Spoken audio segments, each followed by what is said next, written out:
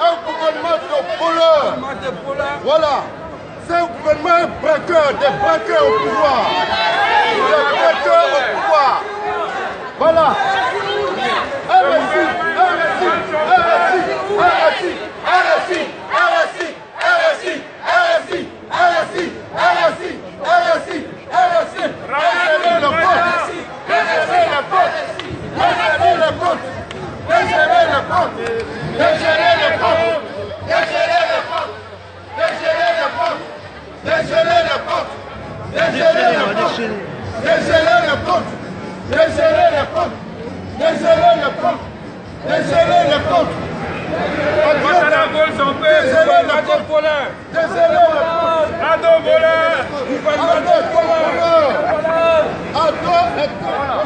Donc, il ne faudrait pas qu'on le cache. Le souci, c'est de voler le peuple. Et voler non seulement, mais pour payer leurs dozons, leurs militaires. Donc, nous ne sommes pas là, nous sommes des investisseurs. On a investi pour améliorer notre quotidien. Mais il ne faut pas s'asseoir sur notre quotidien, c'est-à-dire nos investissements, pour payer leurs militaires. Tout à fait. On a besoin de notre argent. Tout à fait. On a travaillé pour ça. Tout à fait. On ne mendie pas. Okay. On ne prête pas. Tout à fait. On a économisé pour ça. Tout à fait. Nous avons besoin de notre argent. RSI voilà. ou RSI? RSI ou RSI? RSI ou RSI? RSI ou RSI? Dégeler les comptes. Dégeler les comptes. Dégeler les comptes. Dégeler les comptes. Dégeler les comptes. Dégeler les comptes. Dégeler les comptes. Dégeler les comptes. Du gouvernement ivoirien pour tout simplement voler ces investissements, ce magot qui se trouve dans des comptes de sociétés privées. Donc voilà, c'est ce que nous souhaitons dénoncer, et ce que nous dénonçons aussi, c'est la complicité des banques, parce que nous ne comprenons pas que des banques puissent accepter de geler les comptes de sociétés privées sans aucune décision de justice, uniquement sur demande du gouvernement.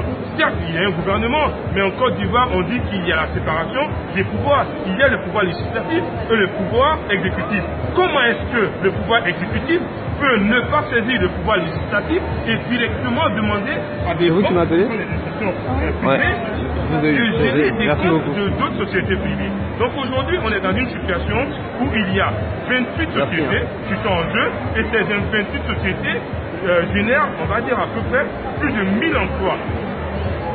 1000 emplois. Ça veut dire que le gouvernement il est en train de créer une précarité dans le pays. Tout à fait. Aujourd'hui, la précarité est à tous les niveaux. La précarité est à tous les niveaux parce que les milliers d'emplois qui avaient été générés par le secteur de l'agrobusiness sont en train d'être détruits.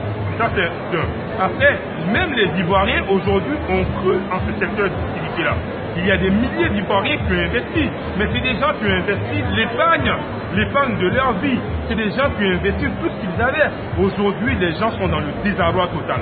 Dans toutes les familles en Côte d'Ivoire, on trouvera au moins une personne qui a investi dans ce secteur d'activité-là. Les gens se meurent. Les gens se meurent.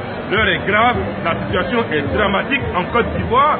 Aujourd'hui, le peuple nous parle, nous qui sommes aujourd'hui ressortissants de la diaspora, le peuple nous parle, le peuple crie son ras-le-bol, le peuple en a marre, le peuple souffre à cause de ce gouvernement qui essaie de se donner une belle image à l'international, mais la réalité en Côte d'Ivoire, elle est tout autre. La réalité est tout autre. Nous, aujourd'hui, nous ne sommes pas dans l'opposition. Nous ne sommes pas en train de nous opposer au pouvoir de la Côte d'Ivoire. Mais nous sommes en train de décrier une injustice qui se passe en Côte d'Ivoire. Et cette injustice-là ne peut pas être cautionnée. Nous savons tous comment est-ce que le gouvernement en place est arrivé au pouvoir. Nous avons soutenu ce gouvernement-là pour arriver au pouvoir. Mais si aujourd'hui, nous qui avons soutenu ce gouvernement-là, si aujourd'hui nous dénonçons ces injustices-là, nous avons de vraies raisons de dénoncer ces injustices-là.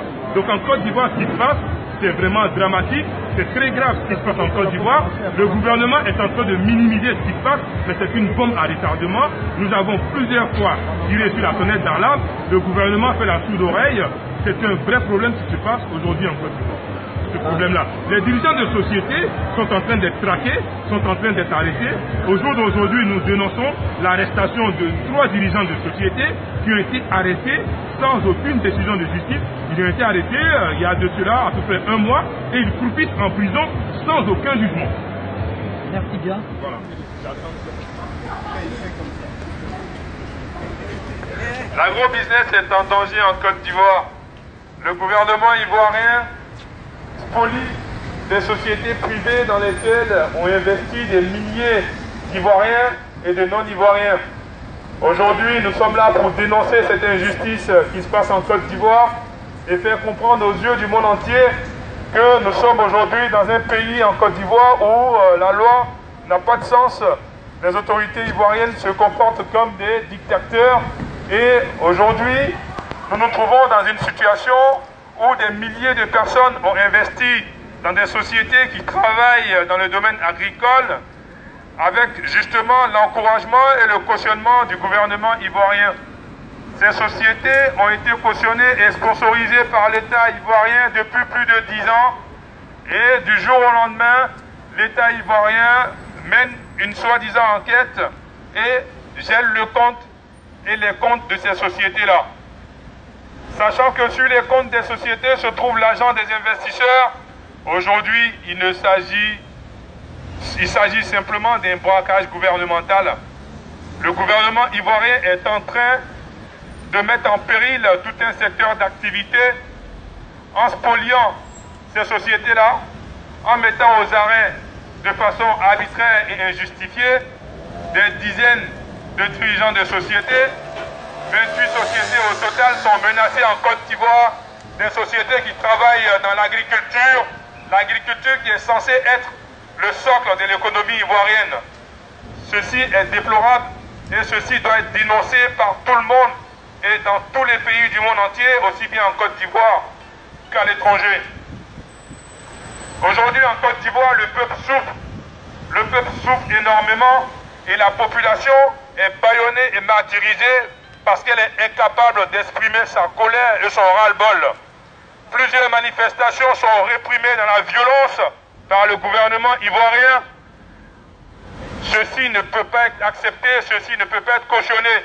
La Côte d'Ivoire fait la promotion de l'investissement privé en ayant un salon, en ayant un stand au salon de l'agriculture.